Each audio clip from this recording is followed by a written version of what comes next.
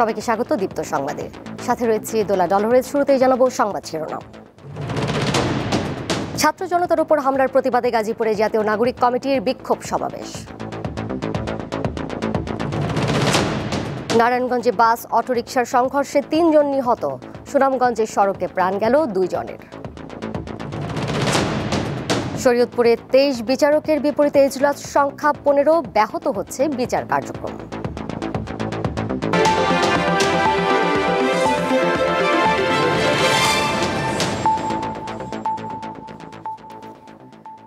বৈষম্য বিরোধী ছাত্র জনতার উপর হামলার প্রতিবাদে গাজীপুরে বিক্ষোভ সমাবেশ করেছে জাতীয় নাগরিক কমিটি।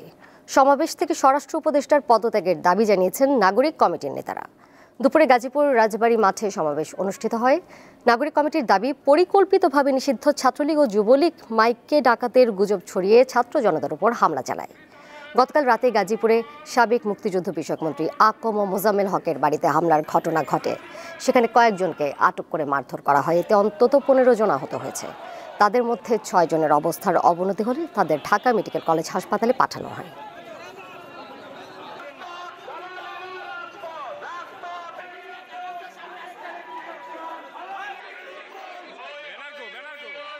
আমরা স্পষ্ট করে বলছি, গতকালকের হামলায় যে সন্ত্রাসীরা জড়িত ছিল তাদেরকে আজকের মধ্যে গ্রেফতার করতে হবে।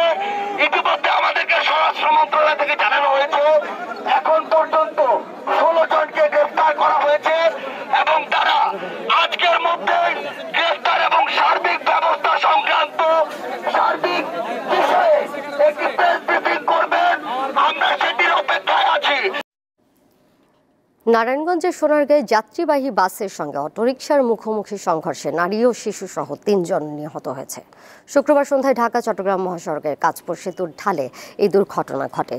এ সময় আহত হয়েছে ২ জন। নিহতরা হলেন কাকুলি আক্তার, তার ছেলে আরিয়ান এবং অটোরিকশা চালক আনিসুর রহমান। কাঁচপুর হাইওয়ে থানার ওসি কাজী ওয়াহিদ মোর্শেদ জানান, শুক্রবার সন্ধ্যায় সিদ্ধিরগঞ্জ থেকে উল্টো পথে অটোরিকশা আসার সময় ঢাকাগামী একটি যাত্রীবাহী বাসের সাথে মুখোমুখি সংঘর্ষ হলে ঘটনাস্থলেই ৩ জন মারা যান। দুর্ঘটনা কবলিত বাস ও অটোরিকশা জব্দ করা হয়েছে।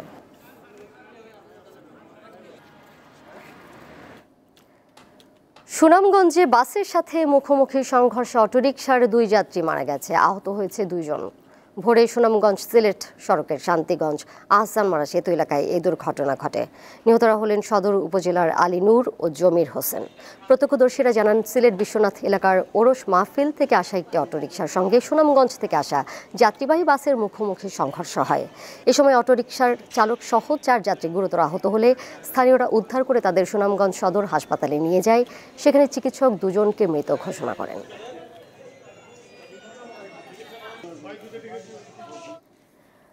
ঢাকা বিশ্ববিদ্যালয়ের ২০২৪-২৫ শিক্ষাবর্ষে ব্যবসায় শিক্ষা ইউনিটের স্নাতকী ভর্তি পরীক্ষা অনুষ্ঠিত হয়েছে। সকাল ১১টা থেকে বেলা ১২:৩০ পর্যন্ত চলে পরীক্ষা।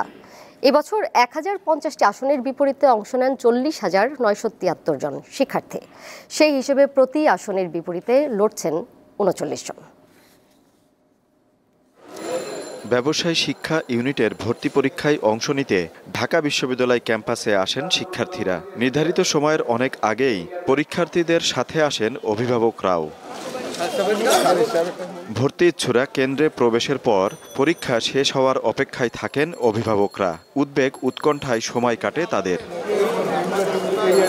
কিছুক্ষণ পর বিশ্ববিদ্যালয়ের উপাচার্য আসেন পরীক্ষা কেন্দ্র পরিদর্শনে। সার্বিক পরিস্থিতি ঘুরে দেখেন তিনি। বাচ্চাদের অনেকেই হয়তো এই পরীক্ষাতে উত্তীর্ণ হবেন না, এটাই স্বাভাবিক। কিন্তু আমাদের মনে রাখা উচিত যে কোনোভাবেই তাদের মনে কষ্ট দেওয়া যাবে না। এই প্রস্তুতিটি তাকে সহযোগিতা করবে অপরাপর পরীক্ষাগুলোর জন্য। কেন্দ্র থেকে বের হয়ে প্রশ্নপত্র নিয়ে মিশ্র প্রতিক্রিয়া জানান শিক্ষার্থীরা। ম্যানেজমেন্ট লিখিতটা আমার কাছে একটু কঠিন লেগেছে, আরগুলো মোটামুটি ভালো ছিল। মার্কেটিং ম্যানেজমেন্ট এলাকা এমসিকিউ হয়েছে, কিন্তু রিটেন আবার হার্ড হয়েছে। ম্যানেজমেন্ট, মার্কেটিং আর অ্যাকাউন্টিং অনেক সহজ দিছে, কিন্তু ইংলিশটা আর কি একটু কঠিন লাগছে আমার কাছে। ম্যানেজমেন্ট, তারপর অ্যাকাউন্টিং, বাংলা, ইংলিশ এগুলা ভালোই আসছে। ঢাকা ছাড়াও দেশের বিভাগীয় শহরের ৮টি কেন্দ্রে অনুষ্ঠিত হয় এই পরীক্ষা। আজিজুল ইসলাম, দীপ্ত সংবাদ, ঢাকা। এদিকে রাজশাহী প্রকৌশল ও প্রযুক্তি বিশ্ববিদ্যালয়ের ২০২৪-২৫ শিক্ষাবর্ষে স্নাতক প্রথম বর্ষের ভর্তি পরীক্ষার প্রাক নির্বাচনী পরীক্ষা অনুষ্ঠিত হয়েছে। সকাল থেকে 3 শিফটে হয়েছে পরীক্ষা।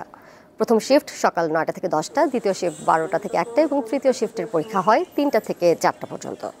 পরীক্ষায় নির্বাচিতদের তালিকা বিশ্ববিদ্যালয়ের ওয়েবসাইটে 13 ফেব্রুয়ারি প্রকাশ করা হবে। এরপর চূড়ান্ত লিখিত পরীক্ষা অনুষ্ঠিত হবে 20 ফেব্রুয়ারি। 2024-25 শিক্ষাবর্ষে পুরকৌশল, তড়িৎ ও কম্পিউটার কৌশল এবং যন্ত্রকৌশল অনুষদের 14টি বিভাগে সংরক্ষিত 5টি সহ মোট 1235টি আসন রয়েছে।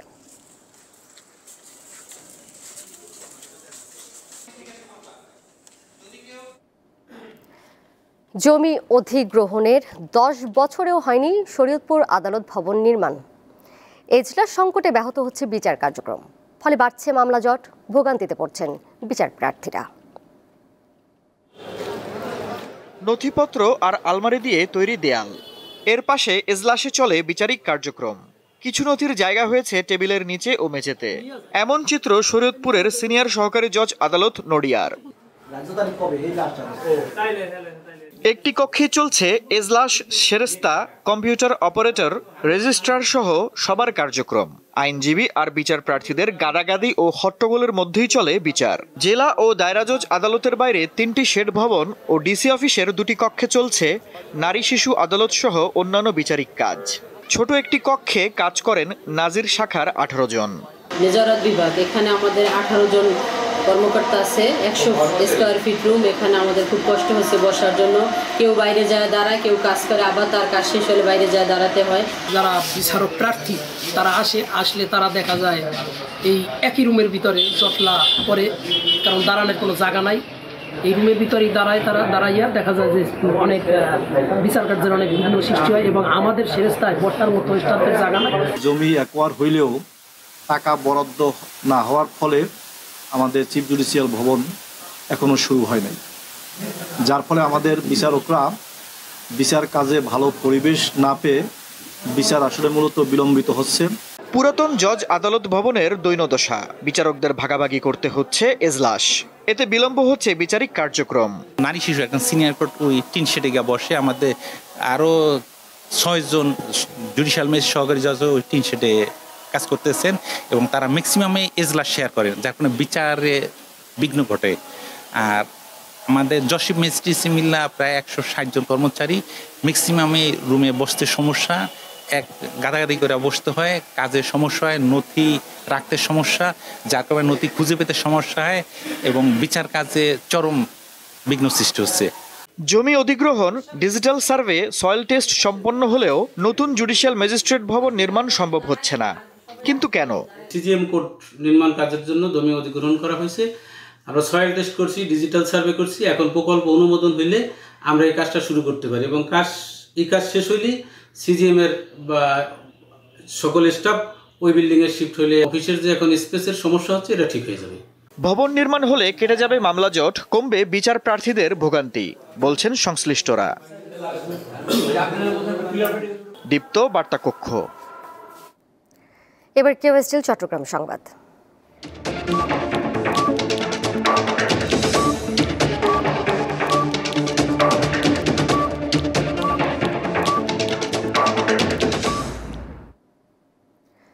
প্রায় 15 বছর পর কক্সবাজারে কর্মী সম্মেলন করেছে বাংলাদেশ জামায়াতে ইসলামী। সকালে জামায়াতে ইসলামীর কক্সবাজার জেলা শাখার আয়োজনে এই সম্মেলন শুরু হয়। এতে প্রধান অতিথির বক্তব্য রাখেন জামায়াতের আমির ডাক্তার শফিকুর রহমান। দীর্ঘদিন পর সম্মেলন হওয়ায় উচ্ছ্বসিত জামায়াতের নেতাকর্মীরা। কর্মী সম্মেলন ঘিরে রঙিন ব্যানার, ফেস্টুন, তোরণে সেজেছে পুরো কক্সবাজার শহর। আমাদের কথা স্পষ্ট, সবগুলা খুনের বিচার হতে হবে। বিশেষ করে 24-এর গণহত্যার বিচার অবশ্যই হতে হবে। আগে বিচার, তারপরে অন্য কাজ। এ বিচার না হলে শহীদদের আত্মার সাথে বেঈমানি করা হবে। সাভারে মরা মুরগি বিক্রির দায়ে একটি প্রতিষ্ঠানকে 1 লাখ টাকা জরিমানা এবং দোকানের ম্যানেজারকে 1 মাসের কারাদণ্ড দিয়েছে ভ্রাম্যমাণ আদালত। সকালে স্থানীয়দের অভিযোগের ভিত্তিতে সাভার নামাগেন্ডা এলাকায় এই অভিযান পরিচালনা করেন সাভার উপজেলা নির্বাহী কর্মকর্তা নির্বাহী ম্যাজিস্ট্রেট আবু বকর সরকার। তিনি জানান, মেসার সামির এন্টারপ্রাইজ মরা মুরগি বিক্রি করছে। স্থানীয়দের এমন অভিযোগের ভিত্তিতে ওই প্রতিষ্ঠানে অভিযান চালানো হয়। এ সময় ঘটনার সত্যতা পাওয়া যায় এবং প্রতিষ্ঠানের ম্যানেজার কথা স্বীকার করেন। অভিযানের সময় ওই দোকানে 70টি মরা মুরগি পাওয়া যায়।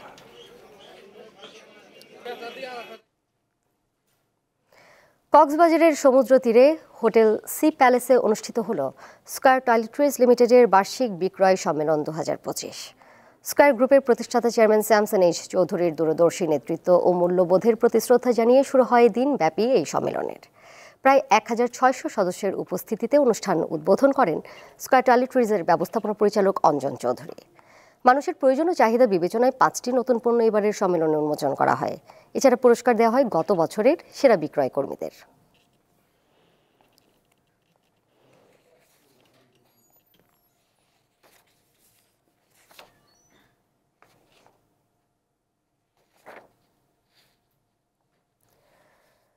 চট্টগ্রাম নগরীর শাইনিং সান পাবলিক স্কুলে হয়ে গেল বার্ষিক পুরস্কার বিতরণী অনুষ্ঠান। 4টি ইভেন্টে 265 জন শিক্ষার্থীকে পুরস্কার দেওয়া হয়েছে। অনুষ্ঠানে শিশু ও অভিভাবকের উদ্দেশ্যে বক্তব্য রাখেন বিদ্যালয়ের প্রতিষ্ঠাতা ও অধ্যক্ষ শাহিদা বেগম। এ সময় উপস্থিত ছিলেন শাইনিং সান পাবলিক স্কুলের অন্যান্য শিক্ষকেরা।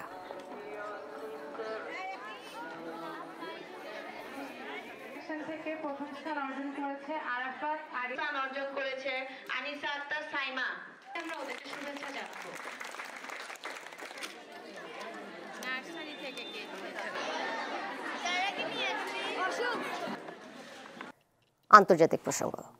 আবারও যুক্তরাষ্ট্রের বিমান বিধ্বস্ত হয়ে প্রাণ গেছে 10 জনের। আন্তর্জাতিক গণমাধ্যম জানিয়েছে আলাস্কা অঙ্গরাজ্যে একটি যাত্রীবাহী উড়োজাহাজ বিধ্বস্ত হয়েছে। এতে উড়োজাহাজটির চালক এবং সেখানে থাকা 10 জন ক্রু ও যাত্রীর সবাই নিহত হয়েছেন। আলাস্কার পুলিশ জানায় বিধ্বস্ত উড়োজাহাজটি ছিল মার্কিন বিমান পরিষেবা সংস্থা বেরিং এয়ারের একটি সেসনা ক্যাটাগরির ছোট আকারের বিমান। এর আগে গত 29 জানুয়ারি ওয়াশিংটনে সেনাবাহিনীর একটি ব্ল্যাক হক চপার হেলিকপ্টারের সঙ্গে বিমানের মুখোমুখি সংঘর্ষ হয়। এতে টুকরো টুকরো হয়ে পোটোম্যাক নদীতে ডুবে গিয়েছিল যাত্রীবাহী বিমানটি। ওই ঘটনায় বিমানের চালক এবং 68 জন যাত্রীর সবাই নিহত হয়েছিলেন।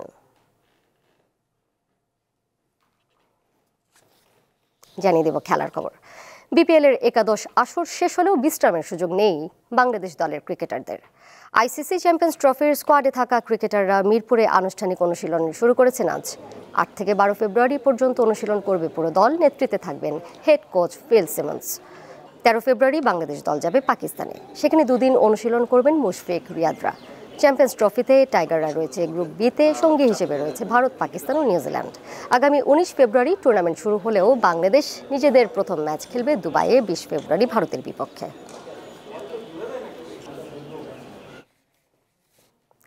শেষ করব দীপ্ত সংবাদ। যাবার আগে সংবাদ শিরোনাম জানিয়ে দেব আরও একবার।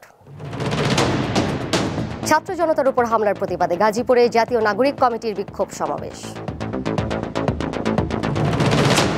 নারায়ণগঞ্জে বাস অটোরিকশার সংঘর্ষে 3 জন নিহত। সুনামগঞ্জে সড়কে প্রাণ গেল 2 জনের।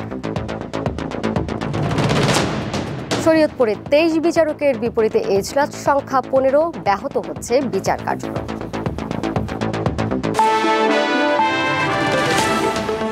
এই ছিল এখনকার মতো। পরের সংবাদ দেখবেন সন্ধ্যা 6:40। এছাড়াও আরও তথ্য এবং বিনোদনের নানা খবরাখবর জানতে যুক্ত থাকুন দীপ্ত ডিজিটাল প্ল্যাটফর্মে। সবাইকে ধন্যবাদ।